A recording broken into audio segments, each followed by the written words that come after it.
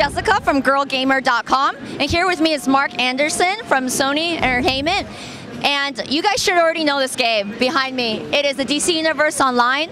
It will be Fight for the Light. We're talking about the Green Lantern release pack today. So briefly right now, walk us through what is going on behind us right now. Sure, so we're really excited about this. This is our first expansion. It's called Fight for the Light, and players are finally getting their experience as a Lantern. So this is something that we wanted to bring to players for a long time. We wanted to make sure that we did it right and we gave you that full Lantern fantasy. So as a hero, you get to play as a Green Lantern reservist. As a villain, you get to play as a Sinestro Corps reservist. So the whole idea of a reservist is something that actually works with the fiction. There's only one Lantern per sector, so we can't have everybody running around as Lanterns. But even within the books, there's actual continuity to sort of support this reservist thing. So this works well with the mechanics too. So the ring that you're given as a reservist is actually pre-programmed with a set of sort of greatest hits of constructs and abilities that are familiar to the core. And the way you're able to apply your creativity is to use those in creative ways. So for fans of the game that know about it, we have weapons and we have superpowers. With Hard Light, you're actually able to interleave those and you're able to build combos. So in this case, we have a character that's a hand blaster, but when she uses her Hard Light abilities, she can create light claws, for example. And now she's a close range melee character that has those weapons have their own combos, and they can chain into other combos. And those abilities don't even need to be in your tray and your existing loadout to be able to use those. So it gives you access to all of those things,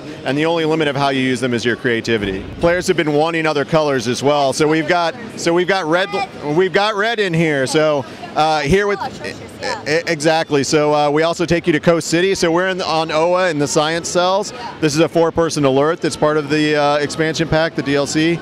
We also take you to Coast City. There's a battle with Atrocitus. You get to go to Ferris Aircraft. We wrap up a story with Brainiac and the logic batteries where there was a disturbance in the central power batteries. We wrap that up inside Star Labs. There's a 2-player version of the Coast City thing.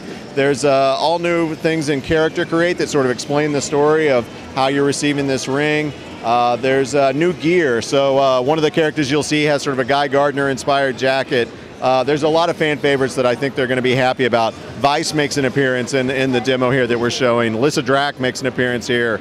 Cronus, sort of the origin of the power rings. You get to see the huge sort of gauntlet that he has, makes an appearance here as well. So we really want to start bringing those stories to our characters. We've had a lot of Lantern content in the game already, and now we've got even more. So some of those favorites are back, Sinestro, Arquillo, some of those characters, and a lot of other characters that some of the people that aren't as familiar with the stories from the comic books may not know.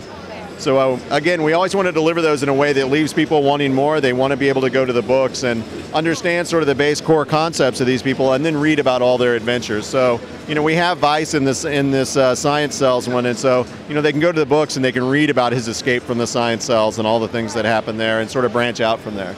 So you mentioned that there's going to be a lot of fan favorites. I'm going to mention this over. You're going to see in several interviews. It's a cult favorite, and I love it because he's both a hero and really cute, but we know what? Chip. Is he going to make an appearance in this game? Not yet. I'm not saying he's never going to make an appearance, but he doesn't yet. So yeah, Chip is definitely a fan favorite. We started with people like Kyle Rayner and Guy Gardner, and so they're starting to make appearances first, and so we've got a lot of stuff to work through there in terms of delivering those things to people. So. And lastly, when we read the comics, we watch the movie, we have a certain imagination of how we see the ring work and the powers work. Right. How hard was that, do you feel, to transfer onto another medium, which is video games?